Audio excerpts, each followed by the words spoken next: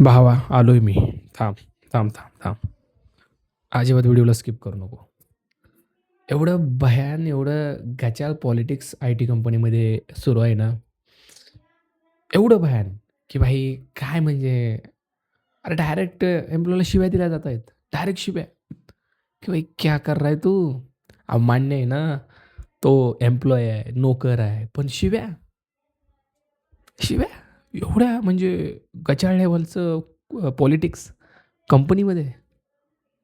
Sir नेमका विषय काय झाला? एवढं तुम्ही हायपर का झाला? तुमच्या बाबतीत झाले का?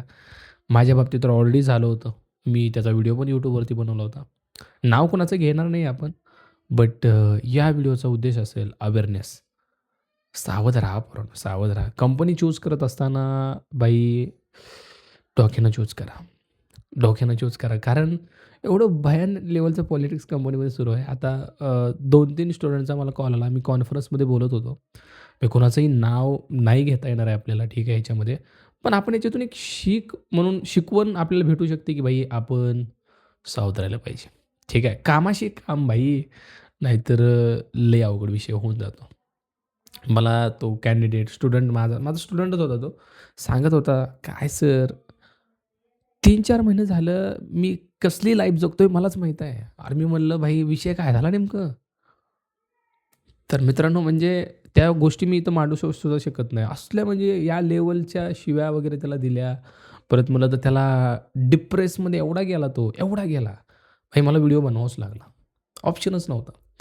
कारण एवढ्या डिप्रेस लेव्हलमध्ये जर एम्प्लॉयीला म्हणजे टाकलं जात असेल, तर मला नाही वाटत काय उपयोग आहे त्या जॉबचा. अरे, जॉब असा पाहिजे भाई लाईफ असेल, तुमची पर्सनल लाईफ असेल, सगळ्या गोष्टी एकदम मेंटेन झाल्या पाहिजे. पण राव त्याच्याकडे बघून मला वाईट वाटलं. कारण ती गोष्ट माझ्या पण लाईफमध्ये घडली होती. मी पण माझा जुना जो व्हिडिओ तुम्ही हिंदी चॅनलवर बघितला असेल. मी तिथं सांगितलंय सगळं माझ्या बाबतीत काय झालं होतं. Same situation. मला पण त्याच गोष्टी फेस कराव्या लागल्या होत्या. मी म्हणतोय बघा ठीक आहे.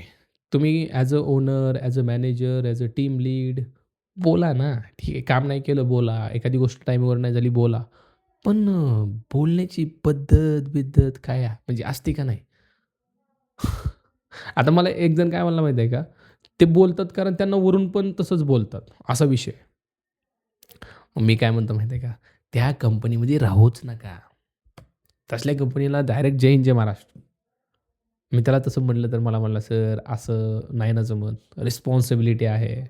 फॅमिली चालते माझी. बायको आहे, मुलं आहेत. जॉब सोडला तर आणि त्याचाच फायदा ते घेतात. तुमच्या या वीकनेसचाच फायदा ते घेतात. त्यामुळे प्रत्येकाला मी सांगतोय, भाई सोर्स ऑफ इन्कम आपले 2 तरी ॲटलीस्ट ठेवा, 2 तरी. किंवा झालं ना तिकडं विषय, इकडून तरी तुम्हाला अर्निंग आली पाहिजे. ॲटलीस्ट 2 तरी सोर्स ऑफ इन्कम ठेवा. ही शिकवण किंवा हा मेसेज माझा त्या प्रत्येक फ्रेशरला आहे. जो फ्रेशर त्याला वाटते जॉब झाला, डन. पोरांनो पुढं लाईफमध्ये खूप साऱ्या अनएक्सपेक्टेड गोष्टी घडतात आणि त्यावेळेस मात्र यू नो हे माझे बोल तुम्हाला नक्कीच आठवतील, की नाही, नाही बरोबर बोलला होता मास्तर. 2 तरी पाहिजे, पाहिजे इन्कम सोर्स पाहिजे.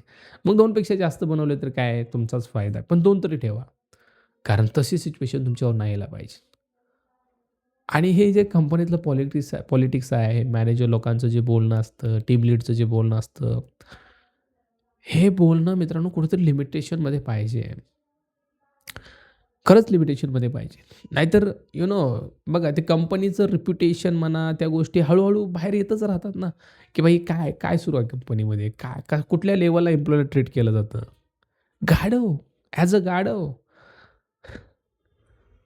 म्हणजे शब्द नाही आहेत बोलायला आणि हे एका एम्प्लॉयीसोबत नाही आहे, असे हजारो, लाखो एम्प्लॉयी आहेत राइट. त्यांच्यासोबत याच गोष्टी होत आहेत. मी विनंती म्हणेल प्रत्येक मॅनेजर असेल, टीम लीड जर माझा व्हिडिओ त्यांच्याजवळ पोहोचला असेल YouTube थ्रू, तर भाई ठीक आहे ना, तो एम्प्लॉयी आहे, पण तुम्ही त्याला या लेव्हलचं ट्रीट कराल, या लेव्हलचं. ही अपेक्षा नाही आहे आणि हे हे आपले महाराष्ट्रातले नाही करत बरं का. मराठी लोकं कधीच करत नाही. मी विचारलं त्याला, की "बाबा हे महाराष्ट्रीयन होते का? तुला जे मॅनेजर कोणी हे बोलत होते 3-4 महिने झाले?" "नाही," म्हणला, "महाराष्ट्रीयन नाही आहे." मराठी माणूस मराठी माणसाला मला वाटत तर नाही बरं का असं होईल. म्हणजे माझ्या कानावर नाही म्हणून म्हणतोय. मला एक्सपिरियन्स नाही म्हणून म्हणतोय. नाही करणार. मराठी माणूस तर नाही करणार. नक्कीच तो दुसराच परप्रांतीय असणार आहे 100% आणि या लेव्हलचं ट्रीट एम्प्लॉयला केलं जातंय. तर पोरांना माझं हेच सांगणं आहे, की भाई त्या कंपनीला डायरेक्ट जे महाराष्ट्र करा. राहूच नका तिथं. त्यांना व्हॅल्यू कळू द्या तुमची. तुम्हाला तुमची व्हॅल्यू त्यांना कळली पाहिजे, की भाई हा एम्प्लॉयी किती कामाचा होता. तुम्हाला या लेव्हलचं ते बोललं जातंय. तुम्ही स्वतःला एवढं परफेक्ट बनवा बनवा. मी म्हणजे सारखं-सारखं हे सांगतोय, की भाई तुमची व्हॅल्यू कंपनीला कळली पाहिजे, की तुम्ही म्हणजे काय लेव्हलचं तुमच्याकडे नॉलेज आहे. जर कंपनीनं तुम्हाला लूज केलं ना, कंपनीनं तुम्हाला सोडून दिलं ना, कंपनीला नुकसान झालं पाहिजे. या लेव्हलचं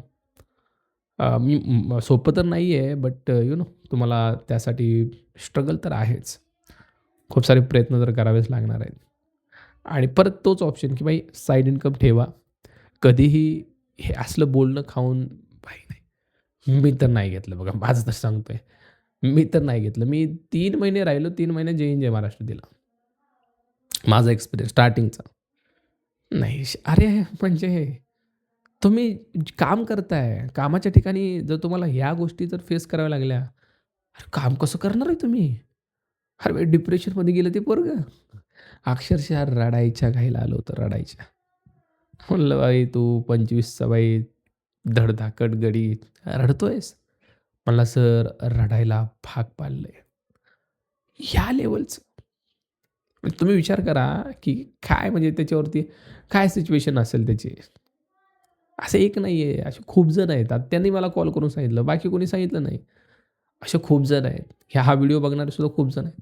कमेंट सेक्शनमध्ये ते व्यक्त होतीलच. पण या लेव्हलचं आहे. मग मग आपल्याला बघा, आपण नीट राहायचं आहे. बाकी कसे का असेना, आता त्यांना आपण काय बोलू पण शकत नाही. उलटं वगैरे बोललं तर आपला जॉब त्या ठिकाणी जॉबवर गदा येते, बरोबर की नाही? त्यामुळे तुम्हाला म्हणून तर शांत आहे ना. पण पाठीमागे तर बोलतातच यार, त्याचा विषय नाही तोंडावरती बोलत नाही कोण. फक्त जॉबमुळं, फक्त रिस्पॉन्सिबिलिटीमुळं, फॅमिलीमुळं या गोष्टी सहन केल्या जातात. त्याच्यामुळे जास्तीत जास्त पोरांना माझं हेच सांगणं आहे. कंपनी चूज करत असताना कंपनीचं एन्व्हायर्नमेंट बघा. तिथल्या लोकांना विचारा जे वर्किंग आहेत. काय काय सिच्युएशन आहे आतमध्ये. या सगळ्या गोष्टी पडताळूनच कंपनीमध्ये एंटर करा. नाहीतर या डिप्रेशनमध्ये काय करतील पोरं यार? म्हणजे त्यांच्या डोक्यामध्ये काय-काय गोष्टी येत असतील, की बाबा हे कुठल्या लेव्हलचं ट्रीटमेंट आहे एम्प्लॉयीला. मला नाही वाटत हे ट्रीटमेंट घेऊन जीवन व्यतीत करणं खूप अवघड आहे. त्याच्यामुळं पोरांना विनंती आहे, की भाई या सिच्युएशनला जर तुम्ही फेस करत असाल, तर भाई म्हणजे एक तर तुम्ही स्ट्राँग असाल पहिली गोष्ट. आता प्रत्येकाचा माइंडसेट वेगळा आहे. एक तर तुम्ही स्ट्राँग असाल किंवा तुमच्यावर तुम्हाला करावंच लागेल. पर्याय नाही, ऑप्शन नाही. राइट ऑप्शन नाही आहे सर काय करता आता? बोलतंय. खाऊन घ्यायच्या 2 शिव्या. हा एक म्हणजे तुम्ही याच्यामध्ये फसला असाल, म्हणजे पर्यायच नाही तुमच्याकडे. राइट? जॉब जर सोडला तर सर रस्त्यावर येईल मी. काहीच म्हणजे माझ्याकडे राहणार नाही, उरणार नाही. अशी सिच्युएशन असेल. त्यामुळे फ्रेशरला सांगणं आहे, की भाई नॉलेज घेत राहा. अपडेट स्वतःला करत राहा. जेणेकरून भाई कंपनीने दिला राजीनामा. दुसरी company is ready for you. आणि त्याच्यापेक्षा बेटर एन्व्हायर्नमेंट. मी म्हणत नाही सगळेच असे असं नाही बरं का. 100 मधले 5 असे निघतात. हाताची पाची बोटं सारखे आहेत का? नाही आहे. पण भाई 100 मधले 5 तुम्हाला अशा कंपन्या भेटणारच. जिथं टॉक्सिक एन्व्हायर्नमेंट, एम्प्लॉयीसारखं ट्रीट केलं जात नाही. धिस इज व्हेरी बॅड केस. आणि आपले नाहीत हो. मी परत तेच सांगतोय. आपले नाही आहेत ते. जे टॉक्सिक एन्व्हायर्नमेंट क्रिएट करत आहेत. जे एम्प्लॉयीसारखं ट्रीट करत नाही आहेत. ही दुसरीच आहे गँग. येतं लक्षात या सगळ्यांना. त्यामुळं मराठी पोरं माझी विनंती आहे सगळ्यांना, की भाई स्ट्राँग बना. स्किल्स घेत राहा. कम्युनिकेशन दररोज अपडेट करत राहा. आणि आपण मागे नाही पडलो पाहिजे. आपण जर पुढे गेलो ना, सगळे आपलंच होईल ना साम्राज्य भाई. कशाला दुसरं कोण येणार आहे मध्ये. पण आपण मागे पडतोय कुठेतरी असं मला वाटतंय. खूप साऱ्या पोरांचे मी इंटरव्ह्यूज वगैरे घेतो. खूप साऱ्या गोष्टी मी दररोज बघतोय. आपली पोरं मागे आहेत. त्यांना पुढं जायचा म्हणजे प्रयत्न माझा तर वर्षभरापासून सुरू आहे. मराठी पोरं पुढं गेली पाहिजे. स्लोगन आपलाच आहे. तुम्ही जाऊन चेक करा. होईल सक्सेस. एक दिवसात कुठली गोष्ट होत नसते, बट एक दिवस नक्की होत असते. त्याचीच वाट बघून मी पण आहे. तुमचा पण सपोर्ट खूप महत्त्वाचा आहे माझ्यासाठी आणि आतापर्यंत होता असाच पुढं पण राहू द्या. प्रत्येक गोष्टीचं नॉलेज भाऊ तुम्हाला देणार. प्रत्येक गोष्ट जी काही मला एक्सपिरियन्सला येते ना, ती तुम्हाला सांगणार. त्या भावाला मी समजून सांगितलं, की "भाई म्हणलं ठीक आहे, आता जे काय झालं ते राहू दे." पण त्याचा काय प्रॉब्लेम होता, तो स्वतःला अपडेट करत नव्हता. तो म्हणला, "सर मी स्प्रिंग बूट हायबरनेटमध्ये अडकतोय, त्याच्यामुळं मला बोलणं बसतंय. मला ते असं जे टास्क दिले जातात ते सॉल्व्ह होत नाही टाईमवरती, त्यामुळं मला बोलणं बसतंय." ठीक आहे ना, बोलणं बसतंय, पण त्या लेव्हलचं बोलणं बसतंय. त्यानं जेव्हा सांगितलं त्यावेळेस मी त्याला म्हणलं, "भाई हे चुकीचं आहे पहिली गोष्ट. तुला ते बोलणं बसतंय. त्या लेव्हलचं. ठीक आहे ना, बोललं बाबा, "अरे करत नाही का तुला इतके दिवस झालं काय करतोय? तू लवकरात लवकर गोष्टी करत नाही. तुला आम्ही फायर करून टाकू, काढून टाकू."